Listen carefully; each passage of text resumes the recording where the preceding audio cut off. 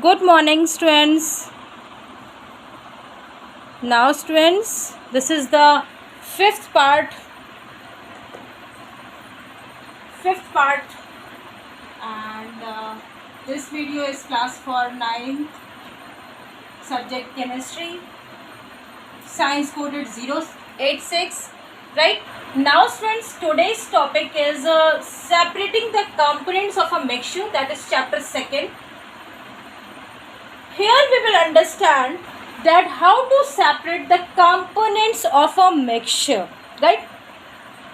So page number 19, and different methods are there for the separating of a component, right? So different methods of components, different methods of separation are used to get individual component from a mixture, right? Now, students, heterogeneous mixture can be separated into their respective constituents by simple physical methods, right? Heterogeneous mixture can be separated by the simple physical methods like hand picking, shaving, filtration, right? That we are using day to day in our life, right? Now, special methods means special techniques have been used for the separation of the components that we will going to discuss. So first method is the evaporation method, right? I have made the diagram here for the evaporation technique. And students, activity 2.4, this activity you can do very easy activity. This activity you can do in our home also, right? So what is the activity? Activity is that take a beaker, students, right? Take a beaker and add 50 ml of water, and now this is the tripod stand, right? This is the tripod stand, and now what you can do, in a beaker take a 50 ml of water, and in this tripod stand kept here, and outside means outer part of the beaker you have to put the watch glass, and in the watch glass there we have to add some drop of ink, right? Some drop of ink.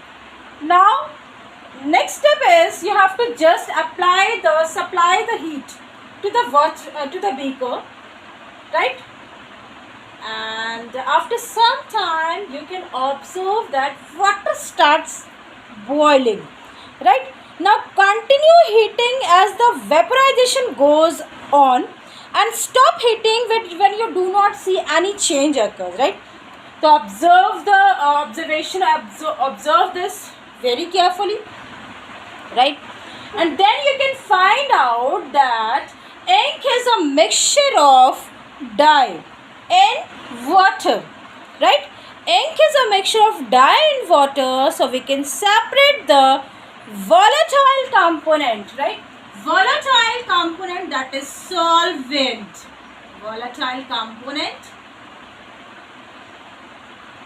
that is solvent. We can separate the volatile component solvent from the non-volatile component, that is the solute, by the process of evaporation, right, friends?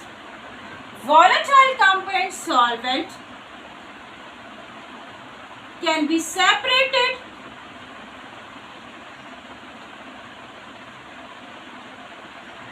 from non-volatile component, that is solute,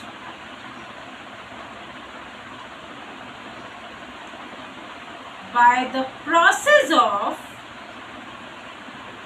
evaporation, right, friends?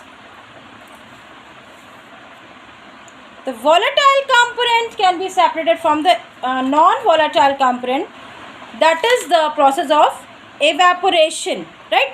So you can say that the process of evaporation is to use a solid, dissolved solid, to separate the dissolved solids from its solution by evaporating the solvent, that is the evaporation technique, right? So another example I will told you that sea water, right? Another example I will told you that sea water which contains many salts, right? So sea water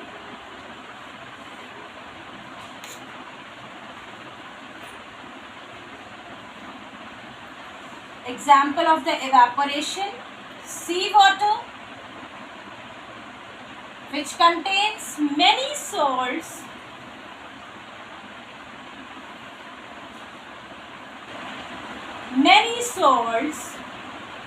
mainly it will be that sodium chloride, that is NaCl, right? The many salts, so it can be is collected in bed,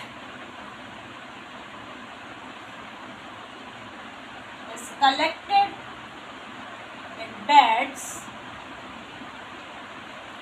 along the seashore, and then what happens, it will be allowed to evaporate slowly under the heat of the sun, right? So we can collect the salt, and water slowly evaporates behind the crystals of the salts, which are then purified to obtain sodium chlorides, right? So this is the example of the evaporation technique. Another example I will told you that potash alum, sugar and copper sulfate, right? It can be recovered from its aqueous solution by the process of evaporation. And another I am telling you that components of dye that we have this activity we have done, right? Components of dye that contains from blue, black ink, anything you can take. So this is the process of evaporation, right students? So in the next video I will explain you about the next technique, that is the centrifugation. Okay students, thank you so much to all of you.